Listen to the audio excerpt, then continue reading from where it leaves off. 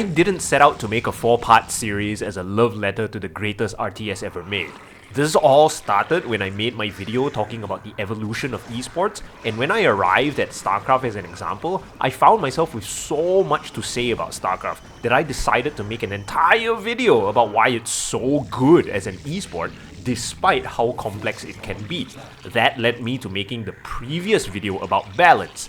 But that balance led me to thinking how it wasn't there from the very beginning, but in fact was the result of the expansion pack Brood War. And that led me to the video before talking about how perfect an expansion Brood War is, which then led me to thinking about how the expansion was built upon a ridiculously awesome foundation in the first place, which led me to backtrack one more step and make a video about the base game Starcraft and how so many of the decisions it made during development set its future up to be one of the greatest competitive games ever made. And after all that, what else is there left to say? Well, quite a lot apparently.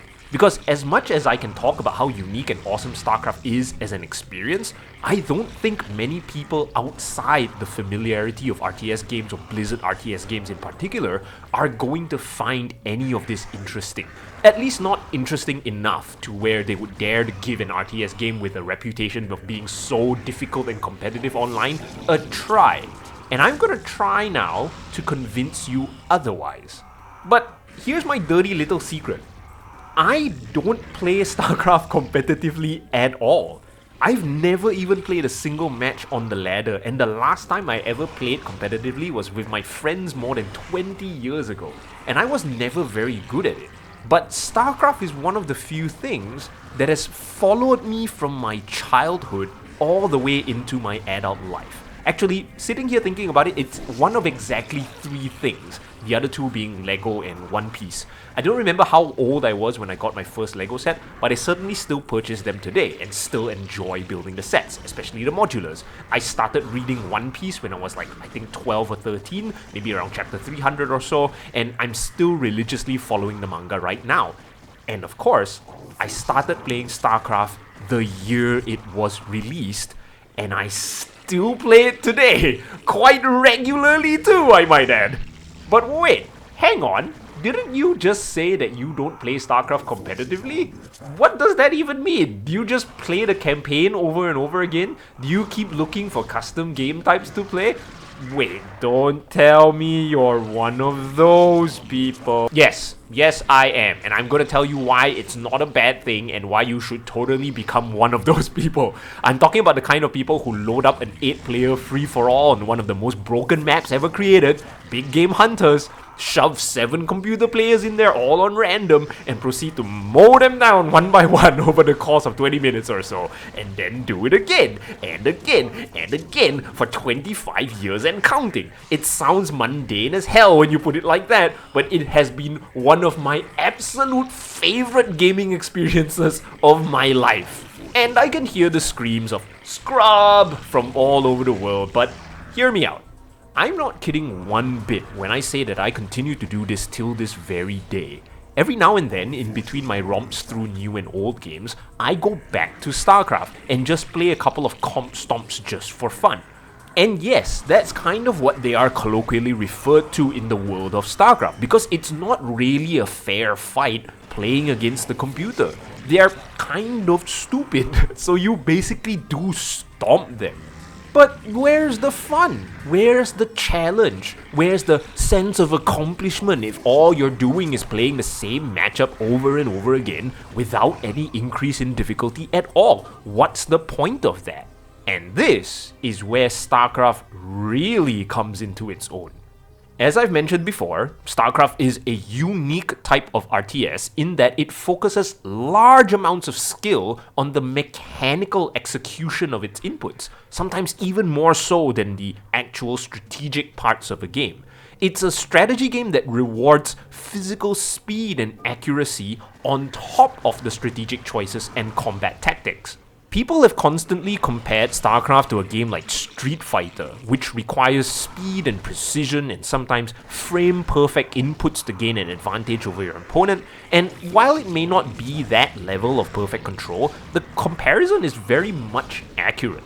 It's exactly because the game is so bad so dumb and so unintuitive that the very act of overcoming the game's inadequacies with pure mechanical skill becomes its own sort of game within the game, its own unique little challenge. And because there's a whole laundry list of things that require this level of mechanical mastery in the game itself, the skill ceiling and amount of improvement you can achieve in your own gameplay is almost limitless.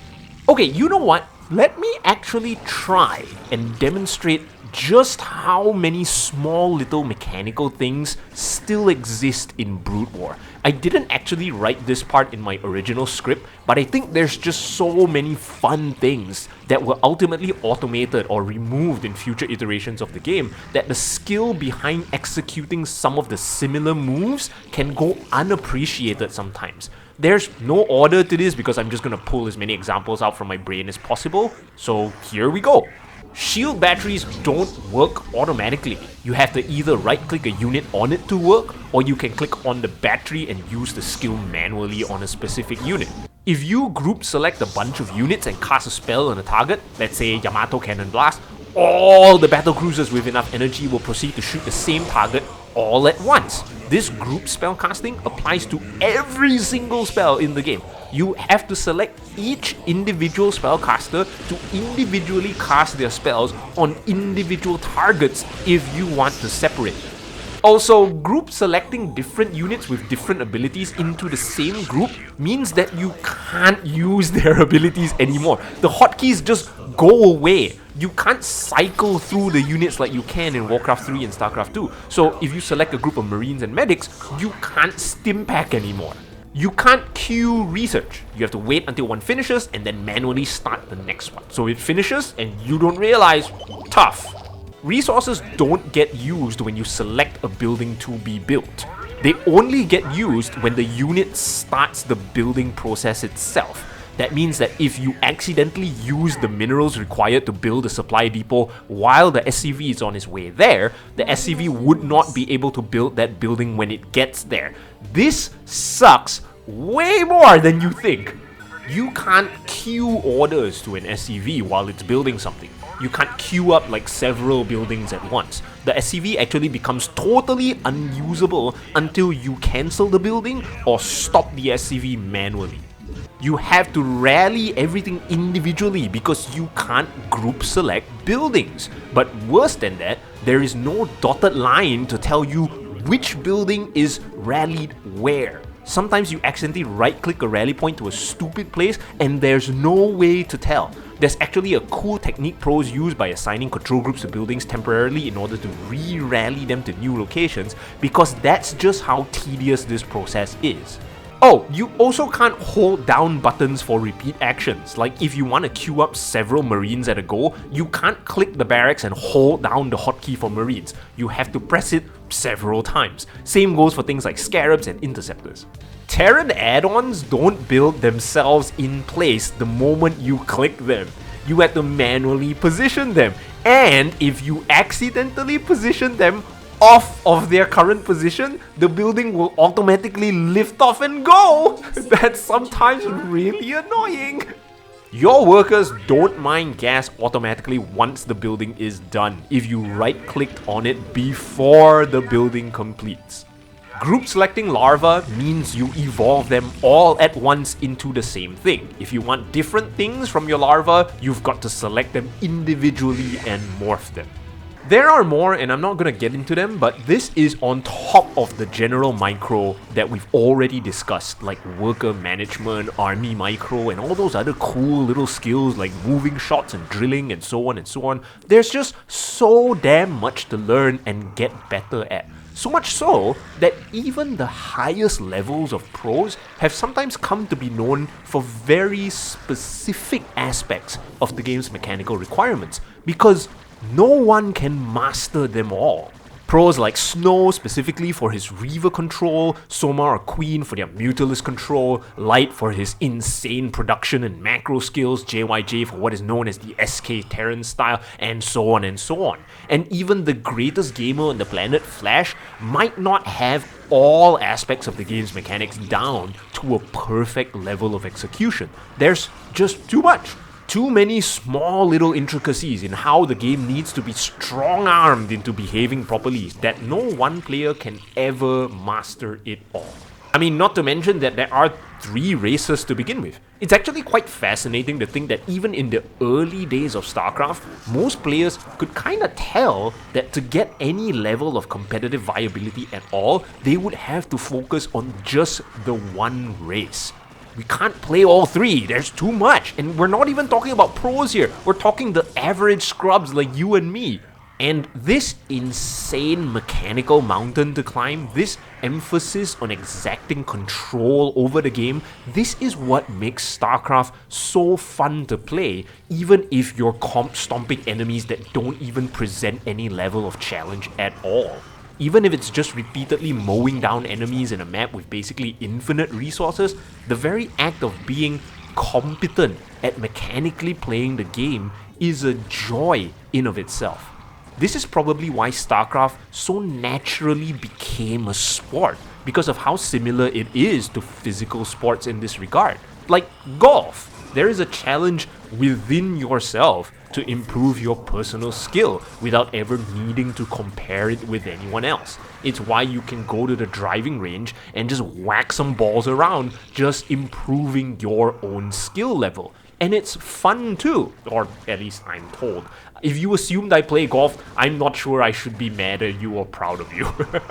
But unlike golf, there's a deep layer of strategic understanding that goes together with this mechanical skill as well. This makes the mechanical execution multifaceted, giving it even more depth. Like I said, you can even get good at very specific little things. Like if you just focus more on Vulture Micro, you could do very well with early harassment strategies. Or if you focused on Mutalist control, you could be incredibly devastating in the early and mid game of Zerg. If you got good with shuttle drops, you can basically deal so much damage without ever losing a single Reaver. The mechanical skills are interwoven into the strategic plays, and it becomes such an intricate web of skills to learn and pick up on. So then it's kind of like football, where each player has the room to increase their skills like dribbling and passing and pure accuracy, and also just stamina and physical speed and all that, but there's also a big component of strategy in formations and tactics and so on that make the game that much more complex and fascinating to both play and watch.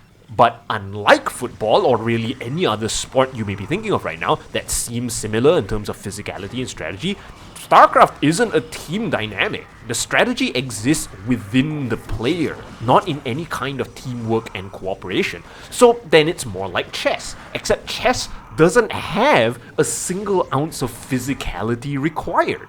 So it's like, well, it's exactly at this point that I gave up trying to find a comparison with any other game or sport, because StarCraft really is that unique. Well, I did find one last comparison. It's kind of like snooker. It's a game that rewards you at simply getting better and manipulating your shots in terms of power and accuracy, but at the same time requires quite a fair amount of strategizing in placing your shots to keep you scoring during your turn. Even if you can't make a good shot yourself, the strategy then changes to making sure you put your opponent in an inconvenient position. But, you know, snooker is boring and StarCraft isn't, so I'm not gonna keep that comparison. Forget I said anything. So this is why someone like me, who doesn't have any of the skills required to be a truly competitive player against any other serious player, still finds StarCraft so fun to play again and again. There's just something so satisfying about making the right inputs, raising your personal APM to a maddeningly noisy level, pressing 1A, 2A, 3A, 4A over and over again to move your gigantic flock of Hydralisks into the poor computer player's base and obliterating it. It's just plain fun. It's so mechanically involved and the combat is so visceral that it just gives you a huge adrenaline boost every single time. Even if the thing that's fighting back isn't very good at doing it. It's not a challenge in terms of how difficult the opponent is, but it's more a challenge of how good you can make yourself. So in many ways, it's like a rhythm game. Like, when you hit all those spots perfectly, you get that hit of dopamine. But in this context, you're not making music. You're making a massive war happen on screen, and it's ferociously satisfying. You should try it. Really. To be honest with you, the strategies are incredibly simple to start with. You just need a basic understanding of the tech trees, which units do ground and air damage, a basic grip on how much everything costs and how many workers you need to be producing, and of course detection. Then you're pretty much good to go. After that, it's all a matter of mastering a couple of hotkeys that'll give you a decent amount of control over your entire base and army, then load up a quick game with some computers and bludgeon them to smithereens. It's plain fun. And as you're doing this, you can then start delving into the intricacies of all the tiny little strategies and mechanics that make the game such a joy to get better at. You can start with things like build orders, just learning to get the timing perfectly right of when to pull your SCV from the mineral line to build the first building so that you can account for the travel time of the SCV and how much minerals you'll get in that time so that the building produces at the earliest possible moment. Then it's the same thing with cycling through all your buildings and producing your army at a competent rate, maximizing your resource usage and maximizing the army output. Then after that, you can learn some basic rush strategies, attack timings, or defensive turtling while you amass some of the strongest units in the game. But once you've got the basics down, you can move on to the more precise things. For example, you can learn how to move a siege tank army around, constantly sieging and unsieging and learning siege distances, or how to keep your marines and medics nicely bunched up for an attack so that the medics are evenly distributed among the marines. You can learn the delicate balance of early game Zerg or how to moving shot with Mutalisks. You can learn how to move Reavers in shuttles or how to get the best out of your psionic storms, or you could learn simple mechanical things like using the shift key to add units to your existing control groups, or how you can control click a unit to select the max 12 of that same unit in your screen at the time. Or, you know what? You could do what I do and just mass Hydras or Goliaths or Dragoons and just go to town on 7 other unsuspecting computer players. Because of how involved I get mechanically with the game, every decimation of an already doomed computer opponent is still incredibly satisfying.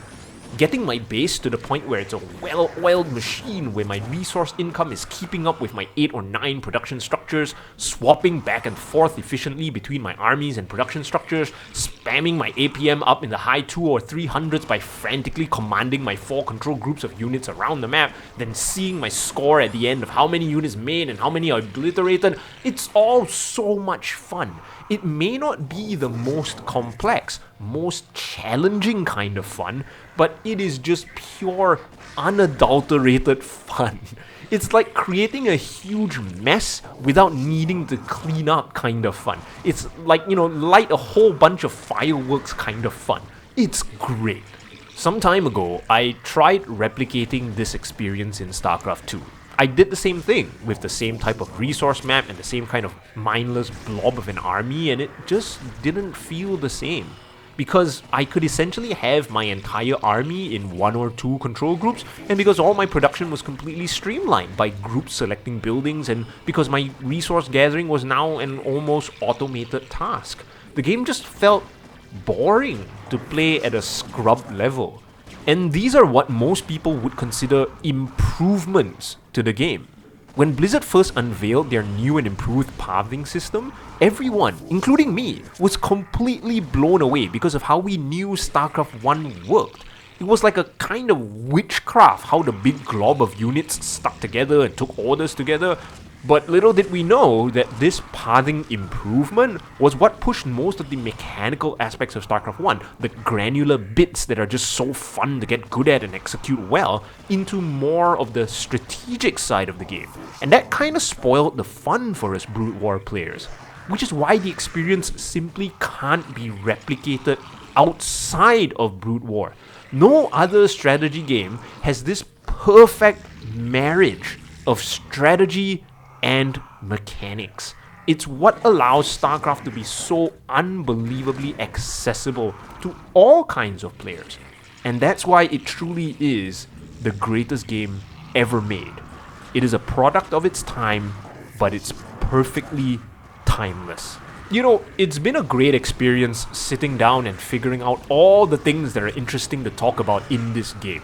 The genre of RTS has long been relegated to the realm of the hardcore gamers with its high level of complexity and difficulty when compared to all other genres, and it often doesn't get to shine in the realm of nerdy, lengthy video essays discussing narrative or level design or all that other normal stuff that people who try to treat video games as a more sophisticated medium talk about.